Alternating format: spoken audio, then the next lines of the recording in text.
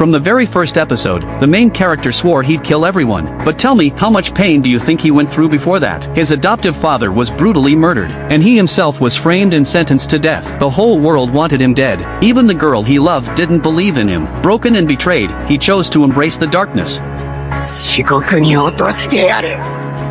お前らを、人間を、全員、ぶっ殺した！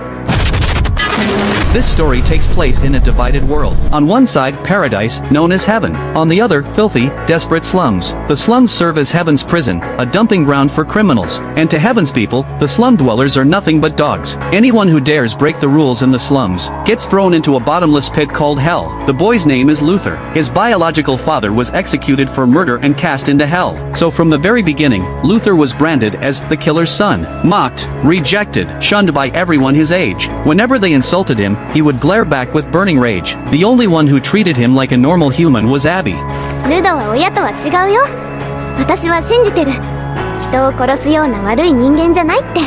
Luther never knew the love of his real parents. The only thing they left him was a pair of strange, black arms. They brought him unbearable pain, but what hurt even more were the stares and whispers of those around him. Until one man stepped into his life, his adoptive father, David. David gave him an old pair of gloves. They couldn't stop the pain completely, but at least they gave Luther a little relief. David raised him with care, and to help make ends meet, Luther often snuck into heaven to collect trash. Heaven's people saw themselves as noble. They discarded things without a second thought. But to Luther, those things were treasures. The problem? Scavenging in heaven was a serious crime. One wrong move could cost him his life. Yet Luther had a strange talent. No matter what, he always found a way to escape. One day, he discovered a doll in the trash. He wanted to give it to Abby as a gift. But before he could, her mother pulled her away. When David found out, he pushed Luther to confess his feelings. He told him, "Tomorrow, give Abby the doll, and kiss her. If you don't, no dinner." So Luther built up the courage. He asked Abby out, and to his shock, she liked him too. The doll became their symbol of love. 嬉しい。ずっと大事にする。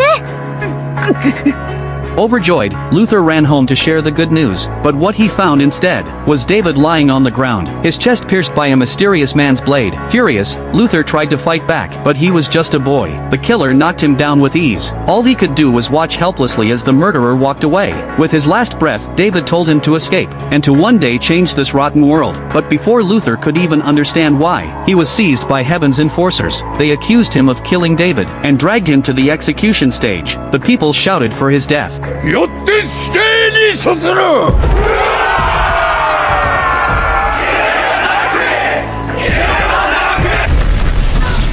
Even Abby stood among the crowd, silent. Even she didn't believe him. 違う！レグトが殺されたんだ！頼む！犯人を探して！信じてたのに。やっぱり人殺しの子供なんだね。 汚れは奈落へ。 At that moment, Luther broke completely. He laughed bitterly and cursed them all. They were all from the slums, just like him. Yet instead of seeking truth, instead of fighting heaven, they turned on their own people. Mindless, soulless cattle. As he was cast into hell's abyss, he spotted the real killer in the crowd. That was the final straw. Luther's heart turned pitch black. 地獄に落としてやる。お前らを、人間を、全員、ぶっ殺した！